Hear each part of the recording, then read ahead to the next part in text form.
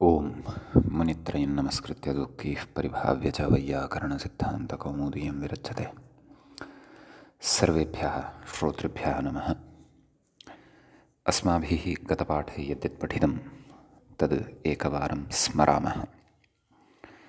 वयं तावत् वैयाकरणसिद्धान्तकौमुदी इत्याख्यस्य ग्रन्थस्य तत्र तद्धितेषु अपत्याधिकारप्रकरणे भवामः। अस्य अपत्याधिकारप्रकरणस्य तत्र 44 पाठः अस्माकं क्रमे गतपाठः सम्पन्नः।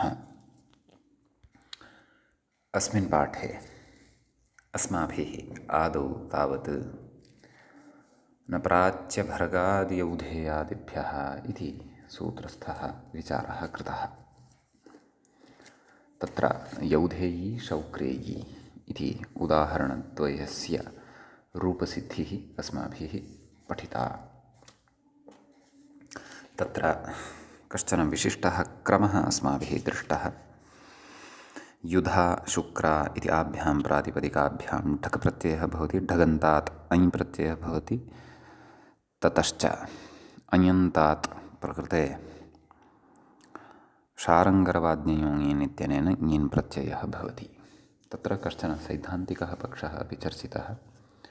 नाम ढगन्तत्वादेव अत्र रूपसिद्धिः न, अपि तु अयन्तत्वात् रूपसिद्धिः अत्र मन्यते इति। अयः च न प्राच्यभर्गादियौधेयादिभ्यः इत्यनेन अलुक् भवति, नाम लुक् न भवति। यश्च लुक् तत्र प्राप्तः भवति तत्र गतसूत्रेण अतश्च इत्यनेन। तत्र लुकि सति का पत्तिः भवति स्म तदपि मूले उक्तमेव, यत् अतश्च इति लुकितो ढगन्तत्वात् ङीपि उदात्तनिवृत्तिस्वरः स्यात् यौधेयी शौक्रेयी इत्यादि। अतः एतत् सूत्रगतः विशेषः पठितः। तदनन्तरम् अणियोरनार्षयोर्ग्रूपोत्तमयोः ष्यङ्गोत्रे इति सूत्रम् अस्माभिः पठितं, पठ्यमानं च वर्तते। तत्र उत्तमं किं भवति इत्युक्तं त्रयादीनाम् अन्त्यम् उत्तमम् इति। ततश्च उपोत्तमं किं भवति तदपि उक्तं। सूत्रार्थः कृतः। गोत्रे यौ अण्यौ विहितौ, गोत्रे यौ अण्यौ विहितौ कीदृशौ तौ अनार्षौ तदन्तयोः ग्रूपोत्तमयोः प्रातिपदिकयोः स्त्रियां ष्यादेशः स्यात् इत्युच्यते इति सूत्रार्थः पठितः। तत्रापि नाम प्रत्ययग्रहणे तदन्ताः ग्राह्याः अथवा प्रत्ययग्रहणे यस्मात् सः विहितः तदादेस्तदन्तस्य ग्रहणम् इति न्यायेन तदन्तस्य नाम अणन्तस्य इयन्तस्य च समग्रस्य स्थाने ष्यङादेशः प्राप्तः भवति, परन्तु तं प्रबाध्य सर्वादेशः प्राप्तः भवति, परन्तु सर्वादेशं प्रबाध्य तत्र निर्दिश्यमानस्य आदेशाः भवन्ति इति उच्यते। एषा च परिभाषा अस्माभिः तत्र शब्दाधिकारप्रकरणे पठितः। शब्दाधिकारप्रकरणे तत्र जरायाः जरसन्न्यतरस्याम् इत्यत्र पठितः। अतः प्रकृते अपि निर्दिश्यमानौ कौ अण्यौ इति, अतः अण्योः स्थाने एव अयम् आदेशो भवति इति। तत्र प्रयोगः साध्यमानः अस्माभिः अस्ति कौमुदगन्ध्या इति। तत्र तावत् अस्माभिः कुमुदगन्धि इति शब्दः आदौ साधितः। स च शब्दः आदौ तत्र अस्माभिः बहुव्रीहिसमासः उक्तः। सप्तम्युपमानपूर्वपदस्य बहुव्रीहिर्वाच्य उत्तरपदरूपश्च इति वार्तिकेन। तत्र पूर्वखण्डे उत्तरपदस्य गन्धशब्दस्य लोपोऽपि कृतः, ततः उपमानाच्च इत्यनेन सूत्रेण इत्थं कृतं कुमुदगन्ध इति रूपं तत्र अस्माभिः कुमुदगन्धि इति प्रयोगः साधितः। ततः तत्र तस्यापत्यम् इत्यस्मिन् अर्थे अणविहितः यस्य इत्यनेन इकारलोपः कृतः आदिवृद्धिः कृता कौमुदगन्ध इति शब्दः अस्माकं सविधे लब्धः। तत्र कौमुदगन्ध इति शब्दे धकारोत्तरवर्तीयः अकारः अन्त्यः सः उत्तमः।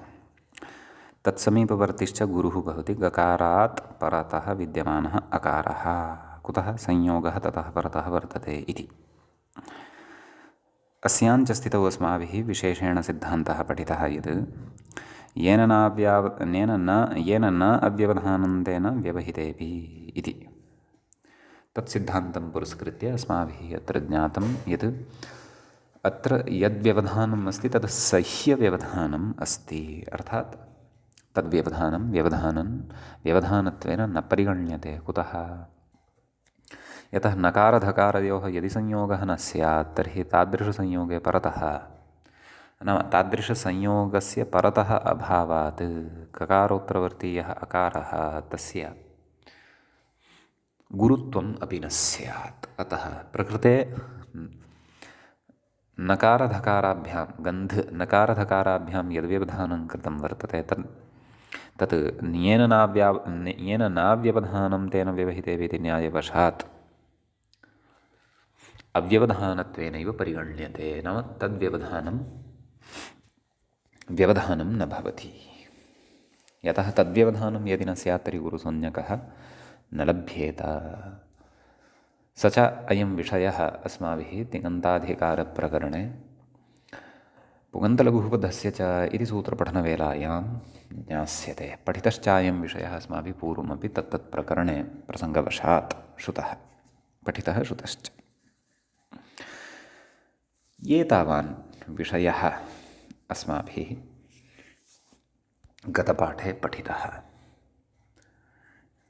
44 एषः पाठः आसीत्।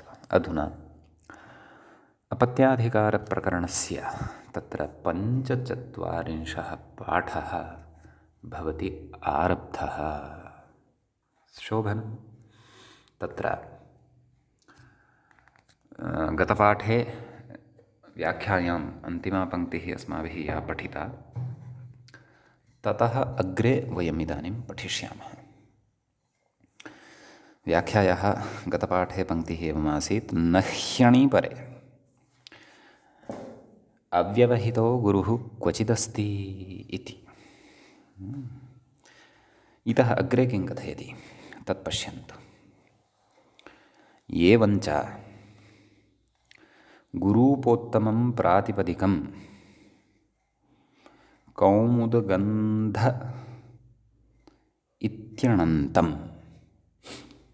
कथम् अस्य गुरूपोत्तमत्वं सम्पन्नं तत्सर्वमपि अस्माभिः गतपाठे सूक्ष्मतया विचारितं। सूत्रार्थस्य अस्मिन् उदाहरणे सङ्गतिः कृता। अद्यतनपाठे च नाम अद्यतनपाठस्य आरम्भे च पुनः स्मरणे अस्माभिः तद् सा प्रक्रिया पुनः दृष्टा। सम्यक् कथयति गुरूपोत्तमं यत्प्रातिपदिकं तत् किं कौमुदगन्ध इति। तत् किमन्तम् अणन्तम् अणतस्य अन्ते वर्तते। कथयति तत्र कथयति तदवयवस्य अणः श्यङादेशे नाम श्यङादेशो भवति। उक्तं खलु सूत्रस्य मुख्यं कार्यं किं श्यङादेशः कर्तव्यः इति तदुक्तं खलु। किं गुरूपोत्तमयोः प्रातिपदिकयोः स्त्रियां श्यङादेशः स्यात् नाम स्त्रीत्वे विवक्षिते एवं खलु। एवं तर्हि श्यङादेशे का स्थितिः? अणः स्थाने च श्यङ् कृतः वर्तते इति स्मर्तव्यं। का स्थितिः जाता? कौमुदगन्ध या। यतः धकारोत्तरवर्तीयः अन्त्यः अकारः सः खलु अण। अस्य च इदं च यत् प्रातिपदिकं वर्तते तत् प्रातिपदिकं गुरूपोत्तमम् अपि वर्तते। अतः अस्य यः अण निर्देश्यमानस्य आदेशाः भवन्ति इति परिभाषाबलात् अस्य अणः स्थाने श्यङ् इति आदेशः। अतः कौमुदगन्ध् य कौमुदगन्ध्य इति अकारान्तता लब्धा अस्य शब्दस्य पुनरपि। यद्यपि पूर्वमपि अकारान्तता एव आसीत्, परन्तु यकारस्य समावेशः नासीत्। स च समावेशः श्यङ् प्रत्ययस्य विधानद्वारा सम्पन्नः। अतः तत्र ततः अग्रे कथयति यश्चाप् इति चापि कौमुदगन्ध्या शब्दः इत्यर्थः। यश्चाप् इति च सूत्रम् अस्माभिः पूर्वं स्त्रीप्रत्ययप्रकरणे पठितमेव। अतः तेन सूत्रेण अत्र चापि सति कौमुदगन्ध्या इति शब्दः सिद्धः सञ्जातः इत्यर्थः। समीचीनम्। ततः एतावत् सिद्धं। कौमुदगन्ध्य आ चापः आ इति अवशिष्टः। तत्र चपौ इतौ भवतः न, अर्थात् चकारपकारौ इतौ भवतः आ इति अवशिष्यते। अतः तत्र कौमुदगन्ध्य आ कौमुदगन्ध्या इति सिद्ध्यति। कौमुदगन्ध्या शब्दः सिद्धो भवति इत्यर्थः। समीचीनम्। इति एतावान् विषयः एतावता आयातः।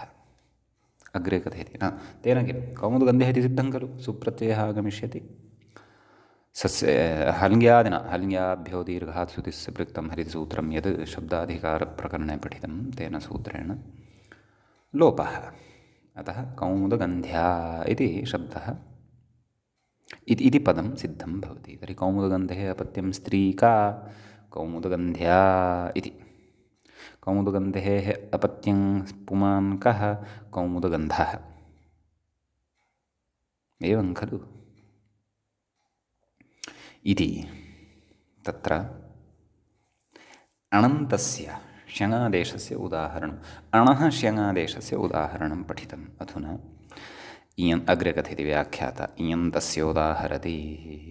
इयन्तस्य इदानीम् उदाहरणं ददाति। किं तस्य उदाहरणं?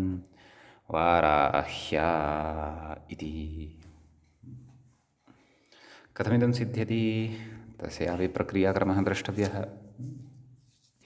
तत्र कथयति वाराहस्य अपत्यं स्त्री इति विग्रहः क्षन्तव्यः। वाराहस्य इति न,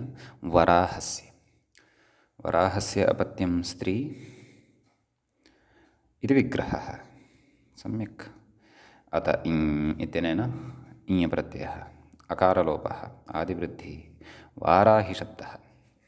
आदिवृद्धिः इति न लिखिता व्याख्यात्रा स्पष्टत्वात्, परन्तु आदिवृद्धिः तत्र ज्ञातव्या, यतः इञ् प्रत्यये निमित्तः अस्ति ञकारः।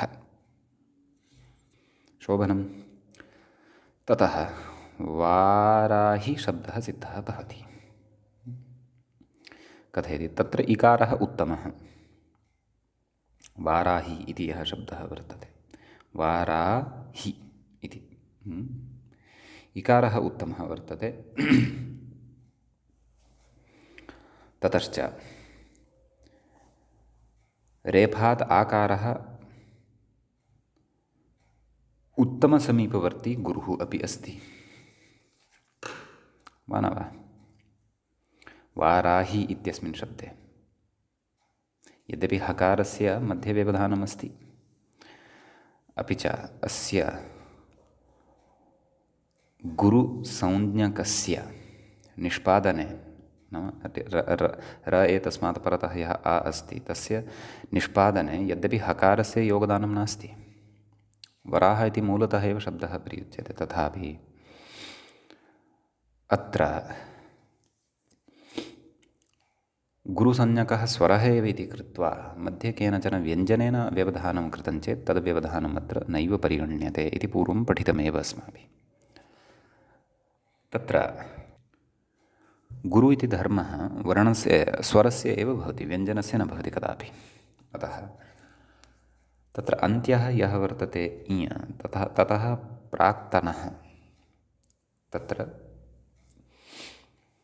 अथवा समीपवर्ती यः स्वरः वर्तते, संज्ञकः तस्य एव अत्र गुरुत्वं बोध्यं। तत्र स्यात् नाम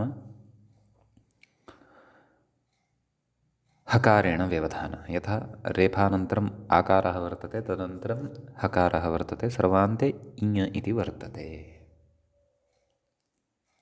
सम्यक्। अतः अत्र रेफात् आकारः यः वर्तते सः उत्तमसमीपवर्ती गुरुः वर्तते। अतः इदं प्रातिपदिकं गुरूपोत्तमं वर्तते इत्यर्थः। गुरूपोत्तमं वर्तते इति कृत्वा अस्य प्रातिपदिकस्य वर्तते यः इञ, तस्य इञः श्यङादेशः भविष्यति।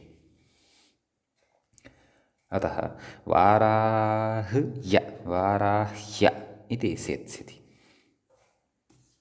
एवं किल। अत्र वाराह्य इति श्यङन्तात् अधुना यङश्चाप् इत्यनेन सूत्रेण चाप् प्रत्ययः भवति। अतः वाराह्य आ भसंज्ञत्वात् वाराह्य इत्यत्र यकारोत्तरवर्तीयः अकारः तस्य लोपः वाराह्य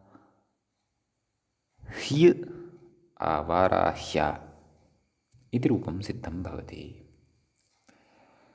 सुप्रत्ययः तस्य हल्यादिना सोर्लोपे सति वाराह्या इति प्रयोगः अस्माभिः व्यवह्रियते, सिद्धः भवति इत्यर्थः।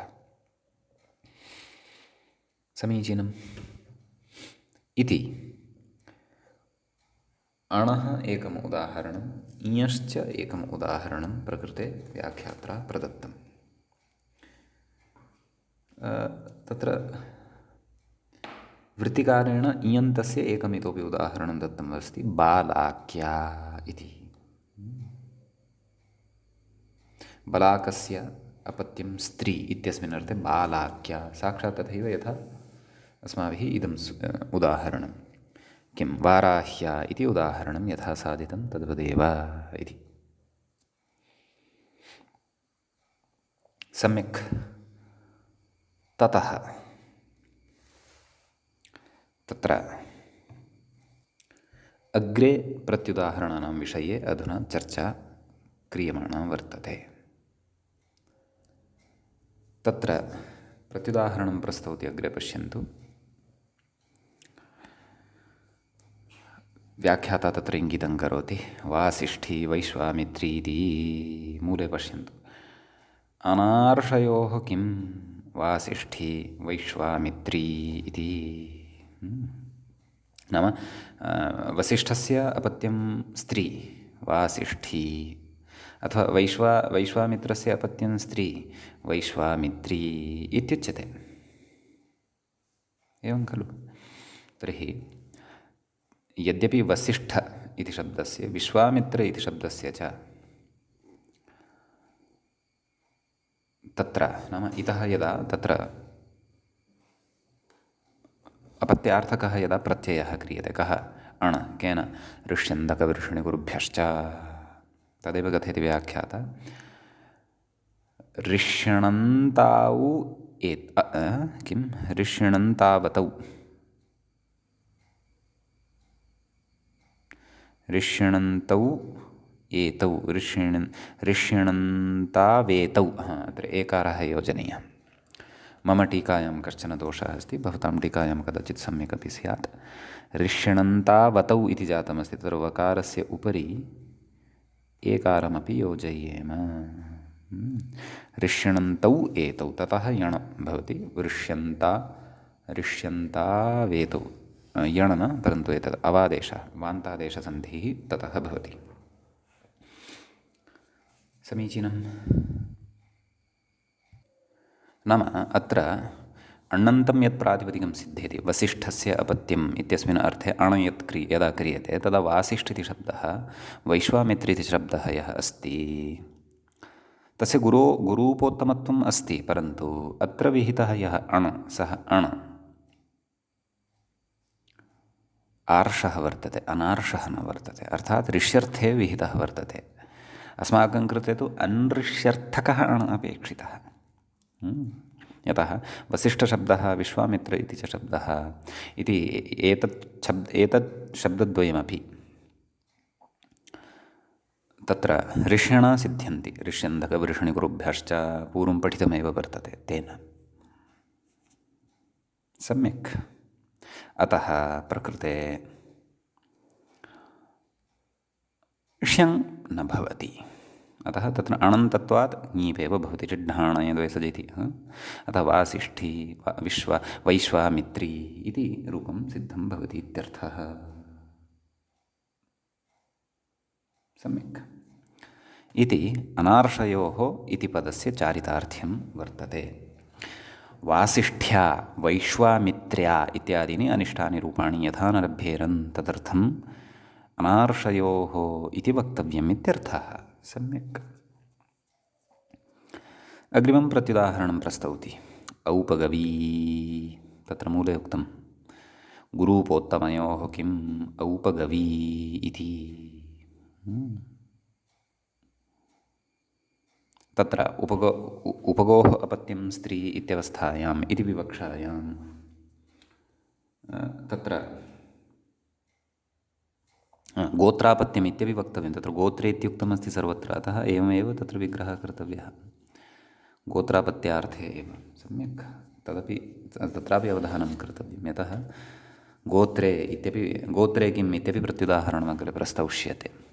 भवतु नाम तर्हि उपगोः गोत्रापत्यं स्त्री इत्यस्मिन् अर्थे अणप्रत्ययः औपगविति सिद्धं। सम्यक्। औपगवैति यत् प्रातिपदिकं लब्धं तत् प्रातिपदिकं गुरूपोत्तमं नास्ति। यतः अन्ते उत्तमसंज्ञा कस्य वर्तते? औपगव इत्यत्र अन्ते विद्यमानस्य अकारस्य। ततः पूर्वं यः विद्यते, ततः पूर्वं वस्तुतः कः? वकारः अस्ति। ततः अपि पूर्वं कः अस्ति? गकारात् परतः अकारः वर्तते ग इत्यत्र। स च गुरुसंज्ञान्न भजते वा न वा? स एव च समीपस्थं वर्तते कस्य? अन्ते विद्यमानस्य एकहला व्यवधानेन तस्यैव सामीप्यं वर्तते।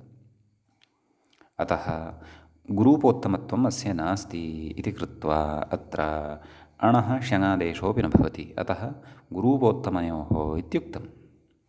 यदि गुरूपोत्तमयोः इति नोच्येत तर्हि औपगव्या इति अनिष्टः प्रयोगः स्यात्। परन्तु स्त्रियां गोत्रापत्यार्थे औपगवी इत्येव प्रयोगः अपेक्षितः।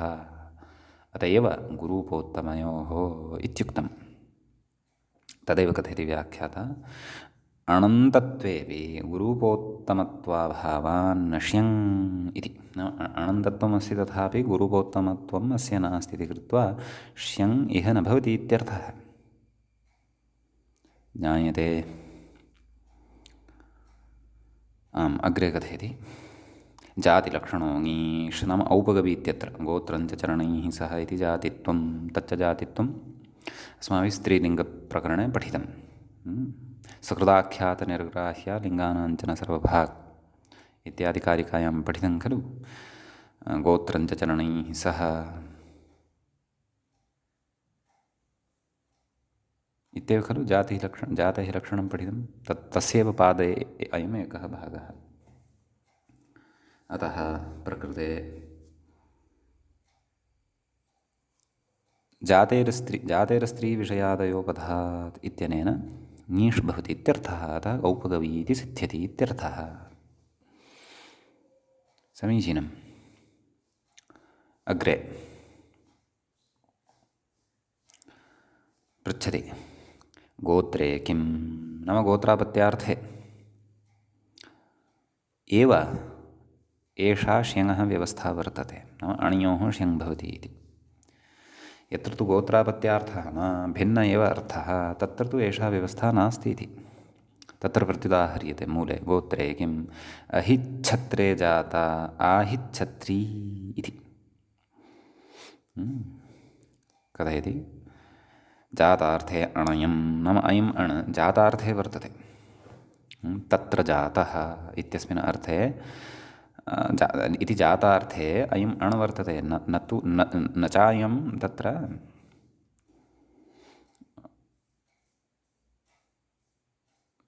अपत्यार्थकः अथवा गोत्रापत्यार्थकः अयमण् नास्ति इति। जातार्थे अयमणस्तीति कृत्वा प्रकृते तत्र अस्य स्थाने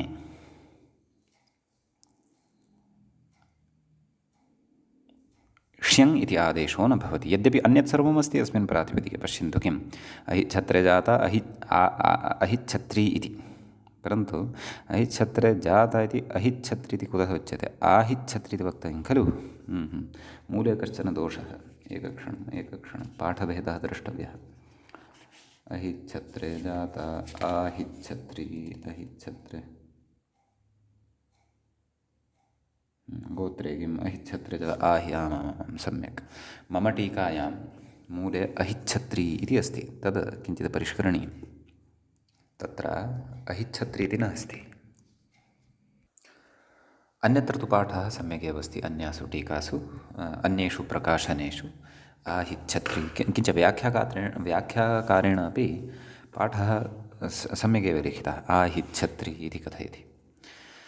अन्यत् सर्वम् अस्ति अत्र, नाम आहिच्छत्री इति शब्दः नाम एतस्य प्रातिपदिकस्य गुरूपोत्तमत्वमपि वर्तते सम्यक्, परन्तु अत्र अण यः वर्तते सः गोत्रार्थे नास्ति, सः तु जातार्थे वर्तते। अतः प्रकृते अणः ष्यङादेशो नैव भवति, अपि तु सः अण तथैव तिष्ठति इत्यर्थः। सम्यक्।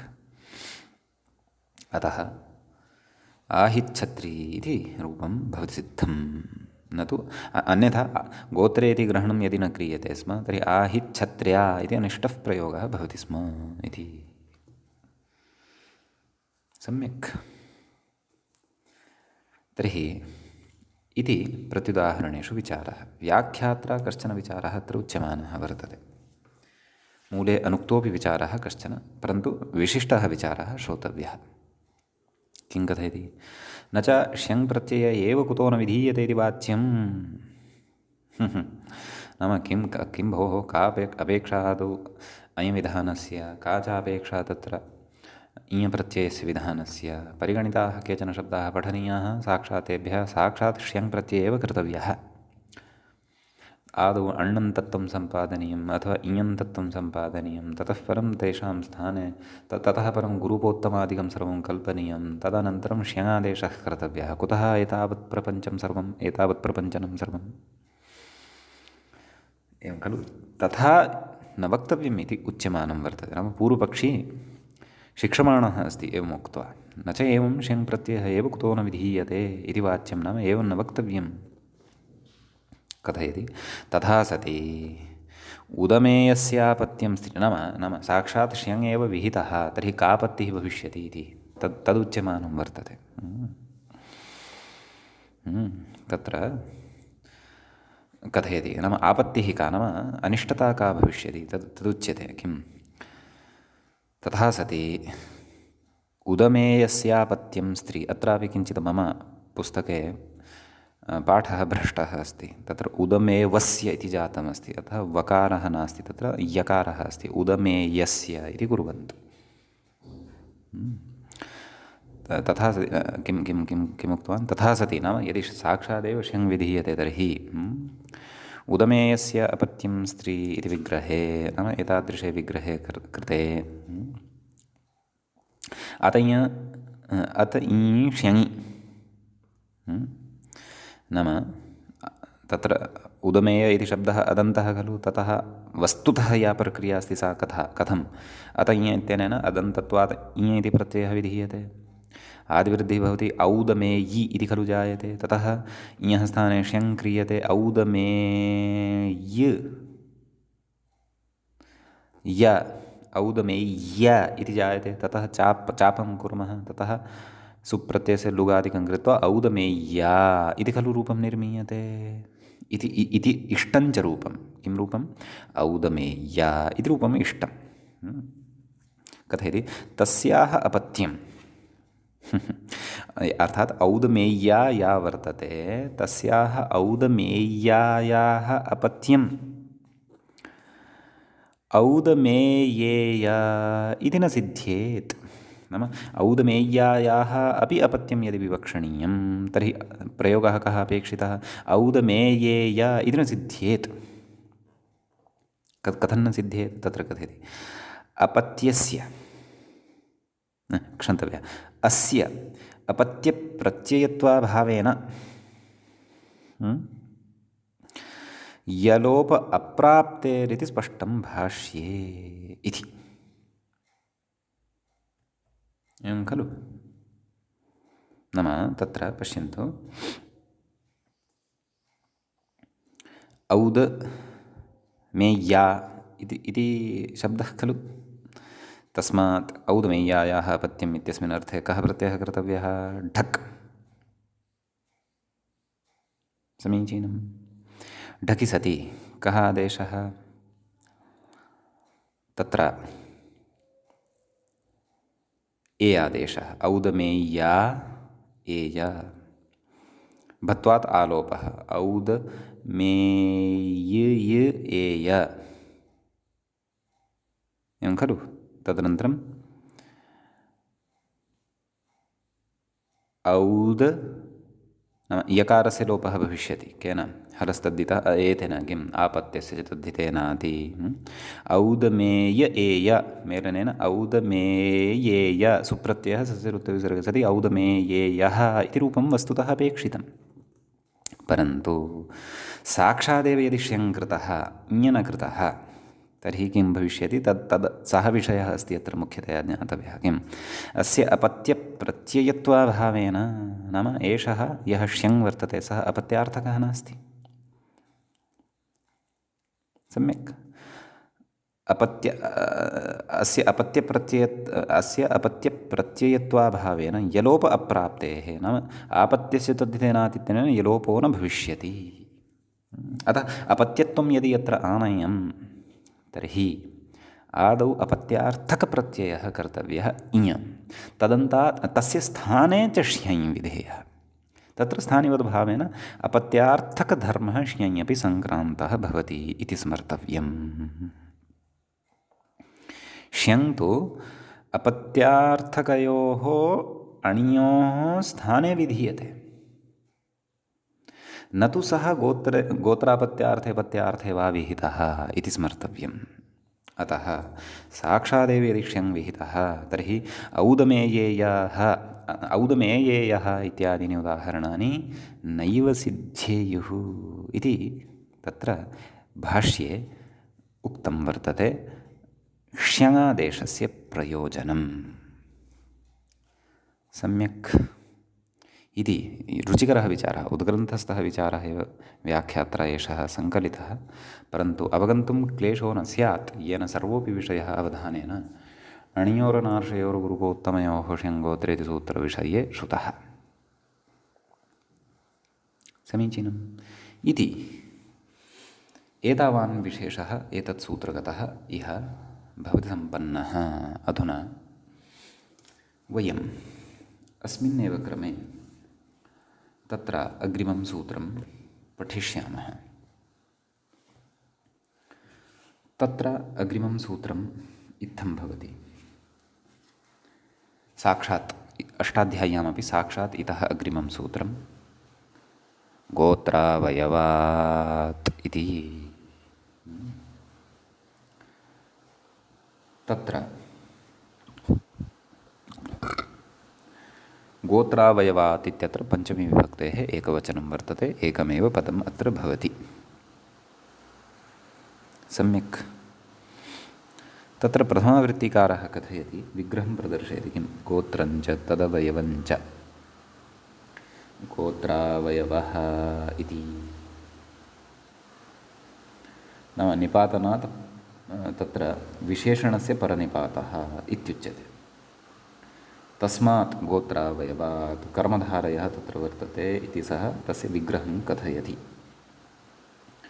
अणियोरनार्षयोर्गुरूपोत्तमयोः श्यङ्गोत्रे इत्यस्मात् सूत्रात् अणियोः इति अनुवर्तते, श्यङ् अनुवर्तते, गोत्रे अनुवर्तते। ततः तद्धिताः इत्यस्य अधिकारः अस्ति, स्त्रियाम् इत्यस्य अधिकारः वर्तते, प्रातिपदिकात् इति चानुवर्तते। समीचीनम्। एतावत् सर्वमपि अत्र अनुवृत्त्या लभ्यते। अस्तु, एतत् विग्रहादिकम् अस्माभिः दृष्टं प्रथमवृत्तिकारमतानुसारेण।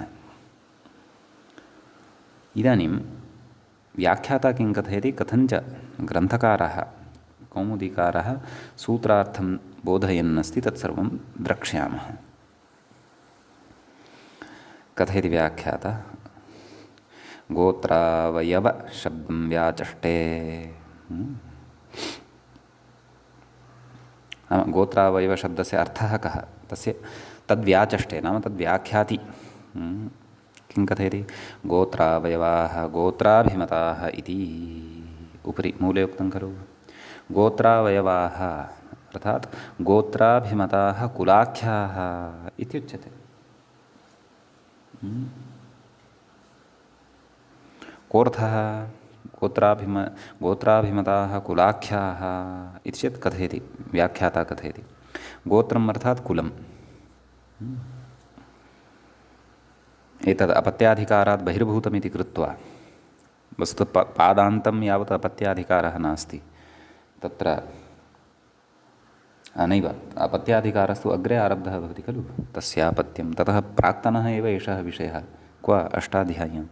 अतः अपत्याधिकारात् बहिर्भूतः एषः विषयः इति कृत्वा गोत्रशब्दस्य अत्र गोत्रापत्यार्थः नाम अपत्यं पौत्रभृतिगोत्रम् इति तु न ग्राह्यम्। तर्हि अत्र विशिष्टः कश्चन अर्थः तदुच्यमानम् अस्ति। किं तदेव वस्तुतः पूर्वमपि अस्माभिः अस्मिन् विषये किञ्चित् श्रुतं वर्तते एव। तथापि कथयति, किं कथयति पश्यन्तु। गोत्रं कुलम्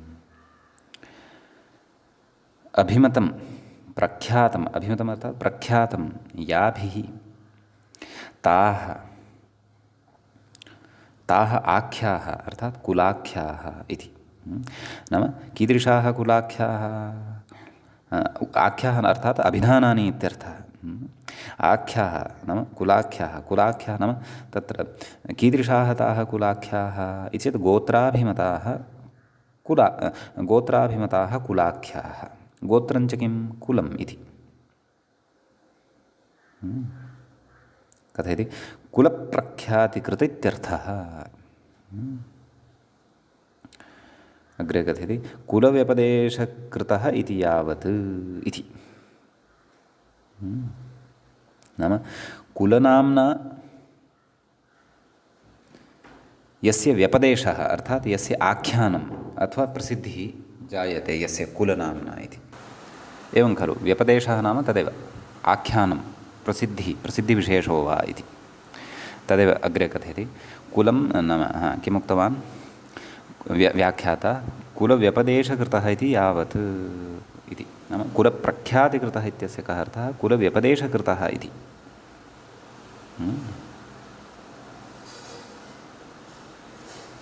कः गोत्रावयवः इति, तस्मात् गोत्रावयवात् इति तद् अग्रे वक्ष्यते। तदाह कुलाख्या इति मूले उक्तमेव खलु, कुलाख्या इति। कुलाख्या इत्यस्यापि अर्थं कथयति। कुलम् आख्यायते, व्यपदिश्यते आभिः, एतादृश्यः इमाः आख्याः कुलाख्याः इत्युच्यन्ते। इतोपि सरलतया कथयन्नस्ति, कुलनामानि इत्यर्थः। लोकेऽपि श्रूयन्ते खलु, तस्य कुलस्य तत्तन्नामद्वारा सम्बोधनं कुर्वन्ति। एवमेव कुलानां नामानि इति, यथा रघुकुलं वर्तते, यदुकुलं वर्तते इत्यादि। सम्यक्। तत्र पुणिकाकुलं वर्तते, भुणिकाकुलं वर्तते, एतादृशी प्रसिद्धिः आसीत्। तानि एव च उदाहरणानि अत्र स्वीकृत्य प्रस्तुवन्नस्ति ग्रन्थकारः अपि।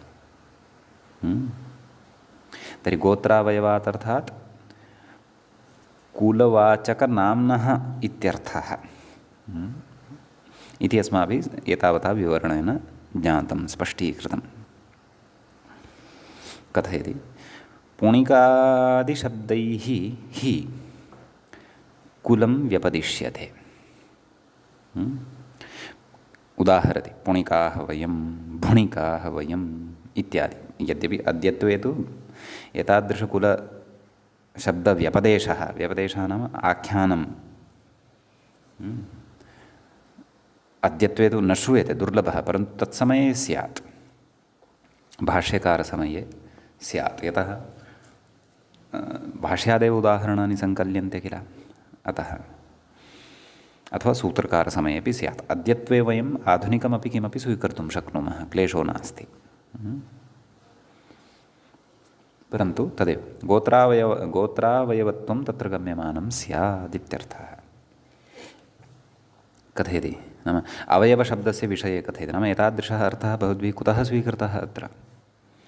कुलाख्याः नाम कुलाख्यवाचकः अथवा कुलाख्यः यः शब्दः अथवा कुलाख्यां बोधयति यः शब्दः ततः गोत्रे अग्रे विधानं करिष्यते। तादृशः अर्थः गोत्रावयवात् इति शब्दात् कुतः स्वीकृतः तत् स्पष्टीकुर्वन् अस्ति। पश्यन्तु, अवयवशब्दस्य अर्थं कथयन् अस्ति, व्युत्पत्तिं प्रदर्शय। किं कथयन् अस्ति तत् पश्यन्तु।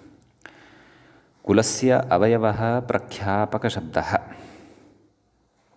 नैव ततः अपि पूर्वम् अवपूर्वकात् युमिश्रणे इति धातोः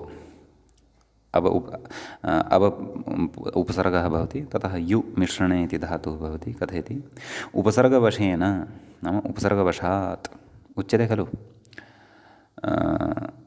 तत्र उपसर्गबलात् धात्वर्थः अन्यत्र नीयते। प्रहाराहारविहारसंहारादिवत् इति उच्यते खलु। अतः तदेव कथयति धातोः उपसर्गवशेन प्रख्यात्यर्थकात् नाम अव उपसर्गपूर्वकः यु धातुः उपसर्गबलेन प्रख्यात्यर्थकः सम्पद्यते। अन्योपि अर्थः भवति उपसर्गबलेन एव, परन्तु अत्र प्रख्यात्यर्थः अपि वर्तते। अतः कथयति प्रख्यात्यर्थकात् पचाद्यचि अवयवशब्दः। नन्दिग्रहिपचादिभ्यो ल्युणिन्यचः इत्यनेन अचि सति अव यु अच् धातोः गुणः सार्वधातुकार्धधातुकयोः इत्यनेन अव यो अचः अवशिष्यते अच प्रत्ययस्य। अव यो यो इत्यस्य अवान्तो इ प्रत्यये इत्यनेन अवादेशः अव य अव अवयव इति रूपं सिद्ध्यति। इतोपि सरलीकृत्य कथयन् अस्ति कुलस्य अवयवः प्रख्यापकशब्दः कुलावयवः इति लभ्यते इति भावः इति। नाम गोत्रावयवात् नाम अवयवशब्दात् इदं सर्वं लभ्यते इति। गोत्रञ्च कुलम् इति पूर्वम् उक्तमेव। एवं खलु। तर्हि सूत्रार्थं वयं पश्यामः आदौ मूले किमुक्तं गोत्रावयवाः अर्थात् गोत्राभिमताः याः कुलाख्याः वर्तन्ते नाम तादृशकुलाख्यावाचकाः शब्दाः ये वर्तन्ते तादृशशब्देभ्यः कथयति ततः गोत्रे इति। गोत्रं नाम लौकिकमेव अत्र। ततः गोत्रे विहितयोः अणयोः नाम गोत्रार्थे यः विहितः अण यः च विहितः इञ् तयोः स्त्रियां नाम स्त्रीत्वे विवक्षिते श्यङादेशः स्यात्। श्यङ् इति आदेशो भवति इति। सम्यक्। तर्हि तत्र कथयति व्याख्याता ननु पूर्वेण एव सिद्धे किमर्थमिदम् इति पृच्छ्यते। श्यङादेशः एव कर्तव्यः अणयोः, तर्हि किमर्थमिदं सूत्रम् इत्यत आह। अतः कथयति अगुरूपोत्तमार्थ इति।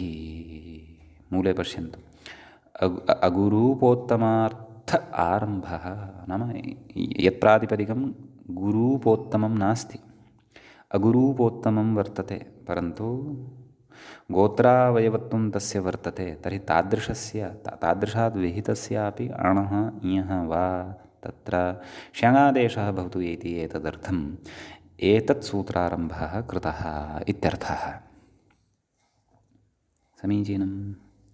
तदेव अग्रे कथयति गोत्राद् अवयुतं मिश्रितम्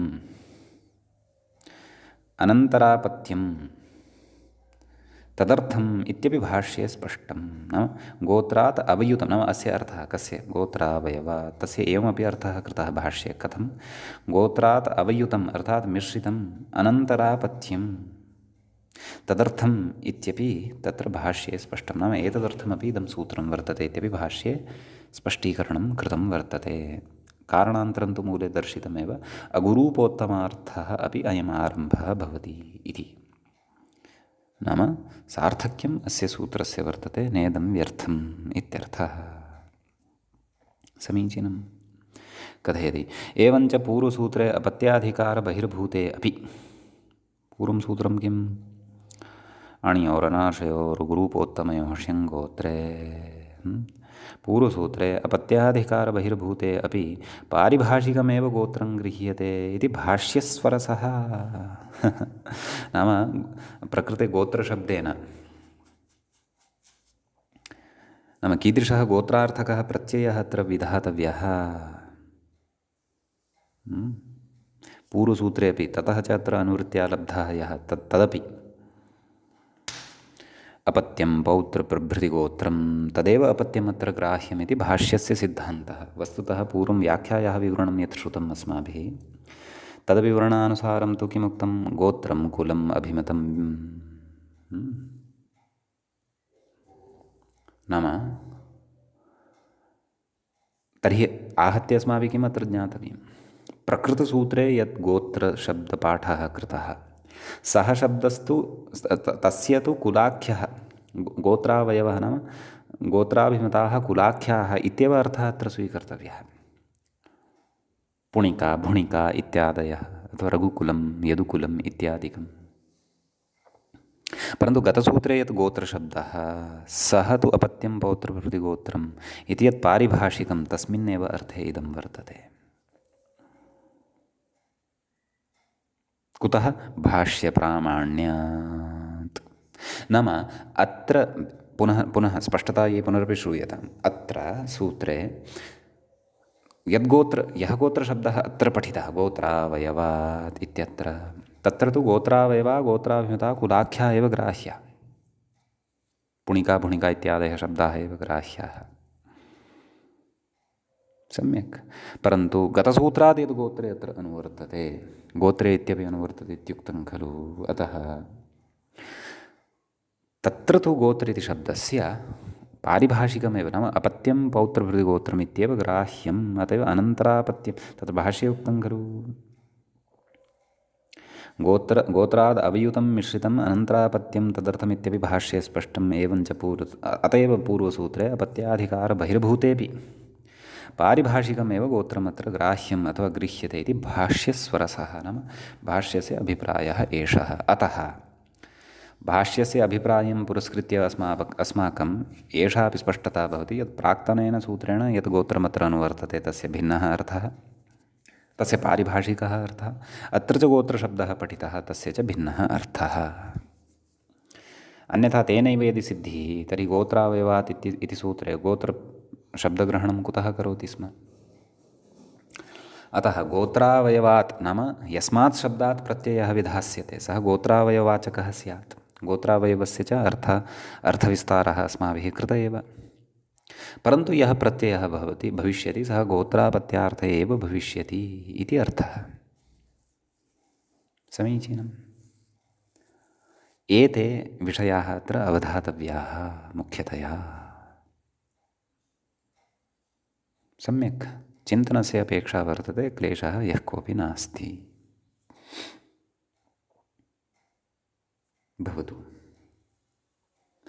उदाहरणेन विषयः इतोपि स्फुटः भविष्यति। प्रथमम् उदाहरणं तत्र दीयते, पौणिक्या, एवं खलु। ततः भौणिक्या। एतदुदाहरणद्वयविषये किं कथयति तद् द्रक्ष्यामः। तत्र कथयति पौणिक्येति कथयति।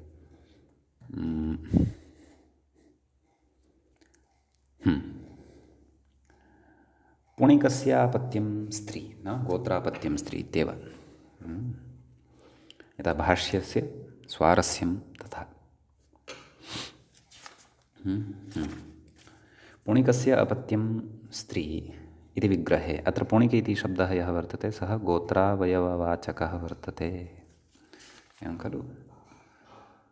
नाम गोत्रावयवाः गोत्राभिमताः कुलाख्याः, नाम कुलविशेषस्य काचित् आख्या वर्तते, कश्चन आख्याविशेषः वर्तते। का पुणिकः, कः पुणिक इति। तस्मिन् कुले कश्चन पुणिकः स्यात्, तन्नाम्ना तस्य कुलस्य नाम पुणिक इति जातम् इति स्यात् कदाचित्।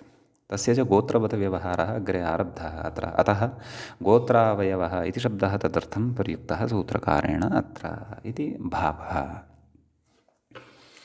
कथयति इति विग्रहे अतः इयन्तात् श्यञ् चाप्, नाम अत इय इत्यनेन सूत्रेण इय प्रत्ययः पुणिक इय आदिवृद्धिः अकारलोपः पौणिक इ पौणिकि इति सिद्ध्यति।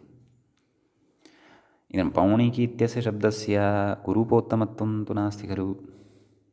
अतः अत्र विद्यमानस्य इयः गोत्रावयवात् इत्यनेन सूत्रेण श्यङादेशः, एवं किल। गुरूपोत्तमत्वं यदि स्यात् तर्हि तु गतसूत्रेणैव सिद्धिः भवति स्म, परन्तु गुरूपोत्तमत्वं नास्ति इति कृत्वा अनेन श्यङादेशः। अतः तत्र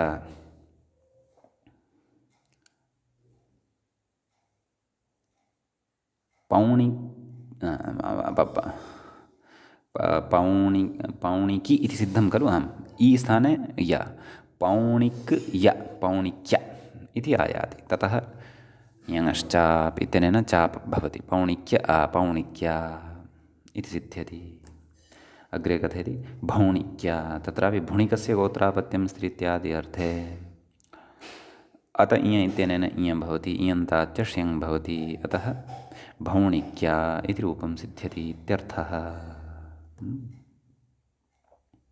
कथयति मनुष्यनामत्वे तन्नामिकाणः श्यङ्। ओहो, एषः अणः, इदम् अणः उदाहरणमस्ति, क्षन्तव्यः, इयः उदाहरणं नास्ति। किं भौणिक्या इति अत्र प्रथमम् उदाहरणम् इयन्तस्य वर्तते, द्वितीयम् उदाहरणम् अणन्तस्य वर्तते। अतः तद्विषये कथयति नामत्वे, नाम मनुष्यस्य नाम वर्तते, तर्हि पुणिकः इति मनुष्यस्य नाम न स्यात्। तदर्थम् ऐतिह्यम् एव प्रमाणम्, इतिहासः एव प्रमाणं भवतु।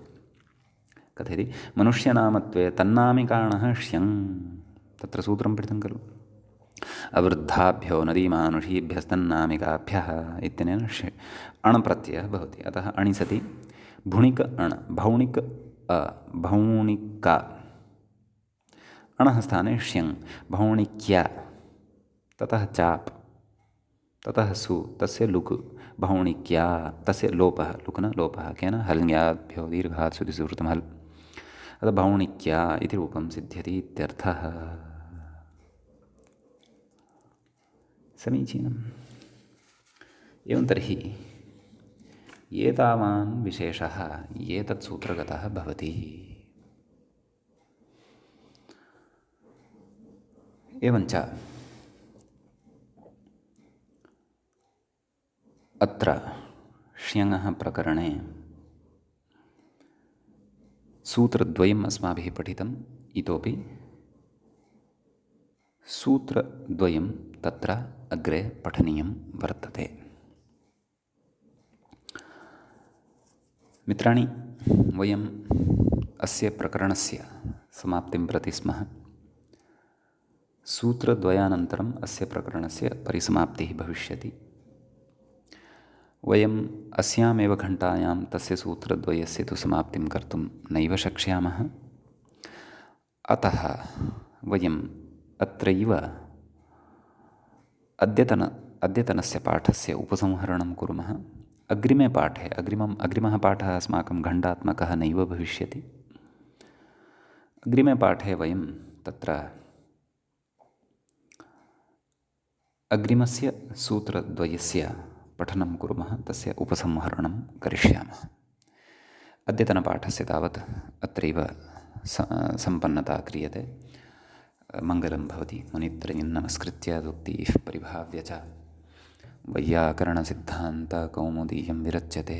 एवञ्च अपत्याधिकारप्रकरणस्य एषः तत्र 45 पाठः सम्पन्नतां गतः। अन्तिमे अस्य प्रकरणस्य अग्रिमे अन्तिमे च पाठे पुनः वयं पठिष्यामः। तावता नमः सर्वेभ्यः श्रोतृभ्यः।